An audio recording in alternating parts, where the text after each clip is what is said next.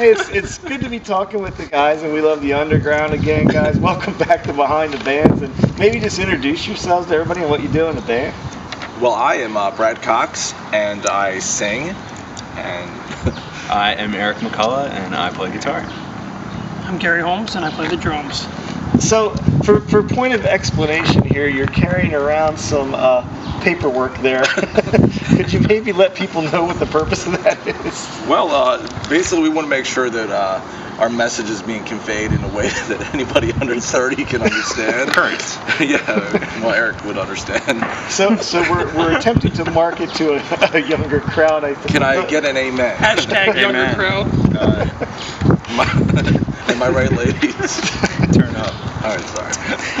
So, hey, the last time I talked to you, we were in Tony Corelli's studio, and you guys were working on. Now, I'm thinking was it Mouthful of Graffiti you were working on at that time? We were working on Schizocalypso's Ghosts. Okay, I couldn't remember. Yeah. So, We Love the Underground is kind of what is occupying the greater majority of your time now, I guess. Yeah. God, music seems to happen when it's supposed to happen, and Schizo's kind of taken on the back burner right now. So we're taking this time to get some of the We Love the Underground. So give me a little bit of the background behind Mouthful of Graffiti. Is that did all three of you collaborate on that? And I know it's Gary, you want to cover this answer here? and feel free to use your useful terms in the answer. Well, Brad and I, really Brad writes. He wrote all the material, and I worked with him to go and record the songs, do the drums and stuff like that. But it's pretty much all him. He writes it all, and I just help him record it. And then through that came the band. Eric and Brad hooked up. Came on board. Hashtag hooked up. Hooked up. It was a lot of sweat and money to record all of Eric's that. But Throwback 2013. Yeah, I came on board in November. Brad and I were playing in a different band, and things happened to work out to get We Love the Underground to the stage, and started working last year. Now you guys just started. It seems like you just kind of started playing out again a lot all of a sudden. I know you got a show coming up in Baltimore like pretty soon. Is it the 9th? I think that is. it's May 9th. Yeah, that's going to be our first show in Baltimore.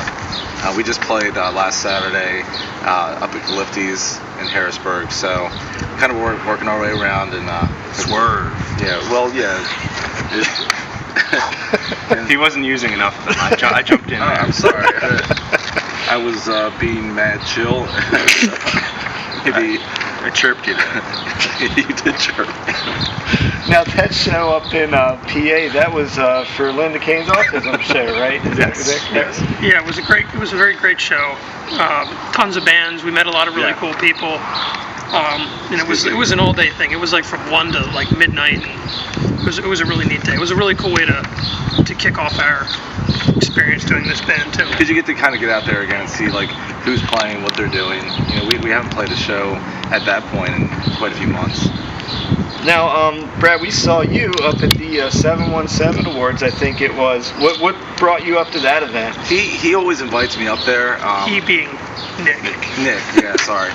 Nick Myers, he runs the 717 Music Awards every year, and he just invited me up there to, do some presenting. So, just to kind of be still part of it. Took my time to realize I had the launch close to my mind. Push the button to explode. The fire burns through what I know, and I cannot save my generation. Just a man of desperation, trapped inside a war of dying. So are you guys working on recording new songs and a new record right now? We're actually just going out to promote the records that are out, but we are going to start recording as well. Now, they're out on the internet. I saw, I'm not sure if it was all three of you, but I know I at least saw Brad doing some acoustic YouTube stuff. Do you guys do both plugged-in set and acoustic sets? Or? Yeah, we've definitely done some of both, and that was actually my first experience with We Love the Underground. Was we went down to Ocean City and did a radio gig acoustically, and that was kind of my first performance, if you will. Before there was really a band that was really going to play the songs. Right. In the strip down setting. So which one do you prefer playing? Do you guys like being plugged in and going crazy, or do you like more the? Yeah. I mean, I guess the drummer's probably. Yeah, I don't. Do you like being there or do you like not being there? Because you're in the crowd, right? Yeah, Yeah, I have to say being plugged in and turning up is very nice. But there's definitely something to be said for the acoustic stuff as well. and it's fun too because Eric. There's a lot of synth and stuff involved in this new project, and we don't really have a full-time keyboard player necessarily. We have a guy who's working with us right now, but Eric he took a lot of the synth parts and rewrote them on guitar, which is really neat. So it was cool when I showed up to practice for the first time and I heard all those parts coming back through a guitar, and it just worked really well. The cool thing about this guy is he learned all the guitar parts note for note, and that was really cool to hear back. If I was a guitar player and I joined a new band, how closely do they, when you guys join, play another band, how closely do you follow note for note what was written, or do people bring their own things if you join a different band? I think that a lot of people probably get ballpark pretty close, but I am, for better or worse, a bit of a perfectionist. So I repeat the song, fast forward, rewind until I got it, as close as I It was possibly like a We Love the Underground map. Like he would come over and just lay out all the sheet music that he rewrote. And I'm like, 5 pages. I might have wrote that. I don't know. Yeah, I'd ask Brad. I'd ask him, what's your tuning? What kind of chord you play here? I don't know. I don't know. I kind of wrote it and forgot about it. That was my experience as the drummer, because when I would go record these songs with Brad, he would let me know maybe like a couple days before, and he would send me like an acoustic version that he had done and say, hey, listen to this a couple times, we'll go in. And I would go in and do the drums and just we'd record it in chunks. I would just kind of write, play what I thought needed to be there, and then put together these albums, and then here we are putting together this band, and I'm listening back to this stuff, I'm like, who the hell wrote this stuff? I can't even play some of these parts, and it was like I was covering my own material, because some of mine I'd really never played from start to finish all the way, because we did a lot of it in chunks in sort of a very studio-esque way. So for me it was interesting trying to write my own parts over again. But I think also it's fine too when you come into the band. I mean, Eric learned everything note for note, but we also want everybody to put their style on it. You could take something that was the way Brad played it in the studio and modify it to be what is comfortable for you, and I think it works best because it gives it a little more flavor too. So we talk about the style of your band a little bit. For people that haven't heard you before, is there anybody you can compare yourselves to, or what kind of music? I mean, for me, you're not metal. You're an interesting. You're something a little different, I guess. I'd say.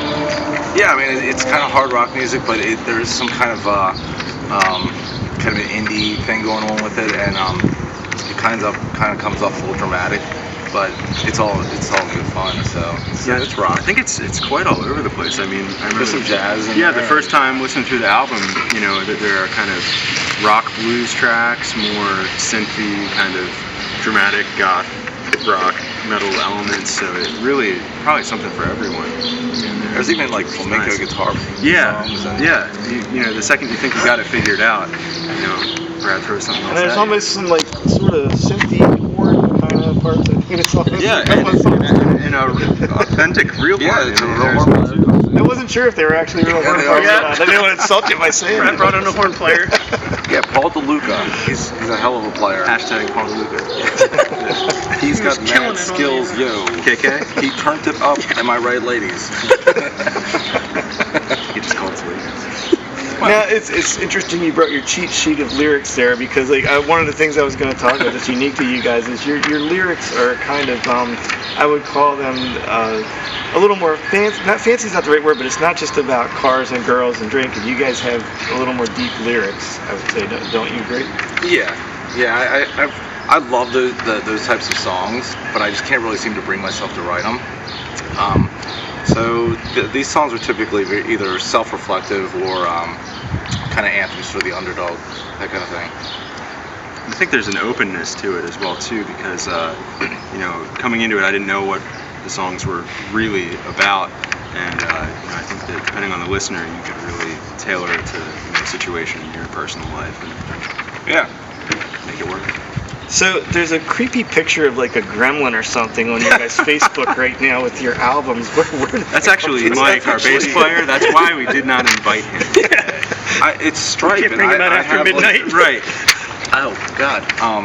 It's Stripe, obviously, but I have that haircut, so it's kind of me at 90, I guess. Still pedaling. Still pushing the albums. You gotta buy this. Yeah. So what's the next big thing for you guys? Are you just gonna be out and about touring this summer, and Yeah, we're anything gonna do else on that. the horizon? Record some new music and just push the hell out of it. Yeah, it would be fun to watch it evolve from really a solo project that Brad started to really having a collaborative effort between everybody and write some material that way. I think that'd be the next steps for us. So where's the best place for people to go to get the last album and well, actually both of your albums? It used to be you would send them to various stores, but I would just say to go to iTunes or CD Baby or something like that. I mean, you can get hard copies online at www.welovetheunderground.com, but you can probably just download it on iTunes. Well, look, we actually still have not seen you guys play live yet, so that's going to be in the works at some Awesome. point, I'm sure. And, Will they be wearing the crowns? yeah, that's a That's a great idea. This is going to become a thing. I think it might. I think it just might. So before I let you go here, if you could just have to get a couple more of the young crowd you're reaching out to, if you could maybe just have a quick dialogue amongst yourselves and for the younger crowd. All right. Well, we definitely turned up this interview. I chirped Brad a couple times, though. I can't. Yes! I still don't understand that one. Yeah. Is that a thing? So yesterday was Good Friday, but another one of these terms is Flannel Friday. So I'm not sure if we were supposed to wear flannel. You uploaded a video from I our last show, uploaded. didn't Now, you? a lot of people don't get the upload thing, but I thought it had to do with Muppets. upload is a mobile upload. So just throwing that out there. Oh wow, we do that all the time. Didn't even know it, right? Hashtag Mupload. But after this, we're probably going to go visit the fam for Easter and, TBT. TBT. Just for no reason at all. It says you can use it at any time. 'Cause we are the Lord that they